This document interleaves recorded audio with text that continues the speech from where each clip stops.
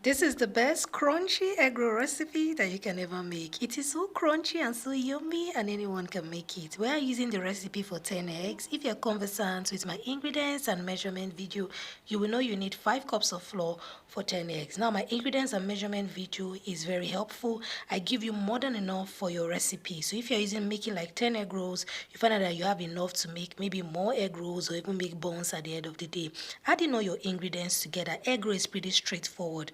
Go on now to add in your salt and your baking powder. Now I used baking powder and baking soda. There was something I added to this my recipe that made it more crunchy, and that was corn flour. Added like half cup of corn flour, and that really helped my egg roll recipe to be more crunchy, as in the crunchy nature no be here. In fact, if you use this recipe for your buns recipe, you will not even struggle to get that crunchy feel. Add in your water. You use between 2 to 3 cups of water depending on your flour type. Once you mix your dough, allow it to settle. Now I'm pouring just my flour into my bowl. This will help me to roll my dough effectively. Now you're going to cut your dough. I like dividing my dough into portions, but I'm not measuring this dough for now because I just want to freestyle for this recipe. But I advise you use between 80 to 100 grams. Now that things are expensive, 80 grams is fine. Using your yeast, you can even go as little as 70 grams because your yeast will make your egg roll to become bigger. If you check my channel, you will see ingredients and measurement, adding yeast and baking powder to your egg roll recipe. That will help you make more profit and reduce the cost. Rolling your egg into your dough after dusting your fingers with flour. I like my flour to be very close to me. It makes it easy for me to roll my egg roll.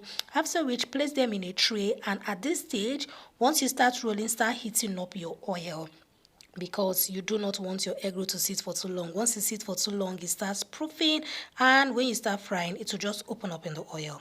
Now once your oil is fairly hot, adding all your eggs into the oil. So I'm using this fry pan. In fact, I thought this fry pan would do the job. Normally I like using a deep round pot for frying my egg roll recipe because I don't like my egg roll touching the bottom of the fry pan. But you see this fry pan, I thought it was deep, but when I added my egg roll into the pan, the thing was touching the bottom, and look at it, the egg roll just stayed there. And because the fry pan wasn't deep enough, you see this dent, you see that dent you are seeing there, I don't like it in my egg roll. So if you are frying your egg roll, make sure you use a deep pot and make sure you use sufficient oil so that dent you are seeing there, you won't have it in your egg roll. It makes it look as if your egg roll is burnt, but it's not really burnt. It's just because there was not enough space, so your egg roll was touching the bottom of your pan.